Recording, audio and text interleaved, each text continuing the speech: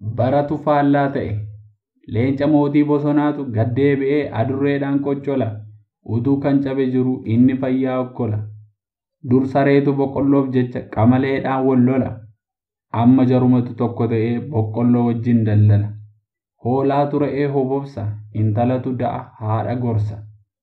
Dur hantuutaaf adurreetu mana keessaa wal lola.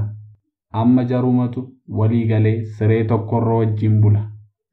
Dur harreen ba'aa baattee bakka fagoo geessi. Amma ofii nama baachifachuuf karaa gubbaa teessi. Bofti dur garaadhaan lafarra lo'u amma ol ka'ee miillaan adeema. Utuu kan rafu jiru isa deemutu abjuu hima. Allaattiin deemuu dadhabee koochoo lafarra harkisa. Qocaatu ol ka'ee qilleensarra barrisaa.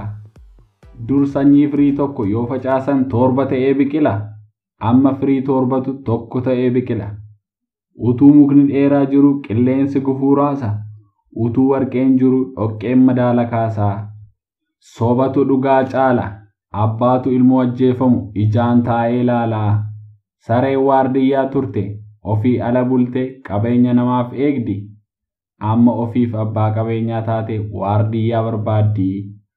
Arfaasaarraa ka'ee siraa ganna ture. Amma garuu birraatu seenee. Gaangeen ilmoo dhaltee sa'atuma seenee.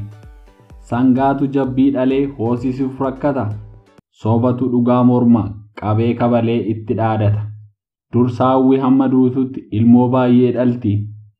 Amma jabbii dhamma dhallaan karoora maatii fayyadamti. Bara kana wallaalaatu beekaa tuffata. Utuu hiyyeessi jiru sooressi huqqata. Dur karaan fagaannaan namni wal yaadee maraata. Amma karaan dhiyoodha garaa walitti jabaata. Bara kana hattuutu kabajama kan hojjetee bulutu kabalama. Bara kana dallaatu midhaan nyaata. Mooraatu horii hataa.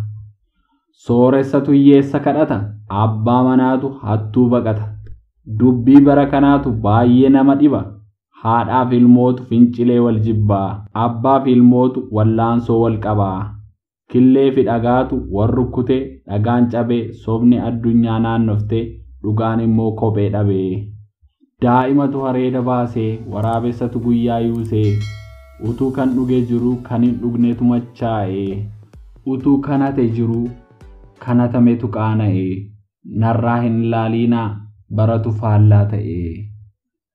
Fuula Feesbuuka Oromticharraa kan argame. Waan nu dhaggeeffataniif galatoomaa jecha like, share, subscribe gochuun irraanfatiin isiniin jenna. Isin jaalladha.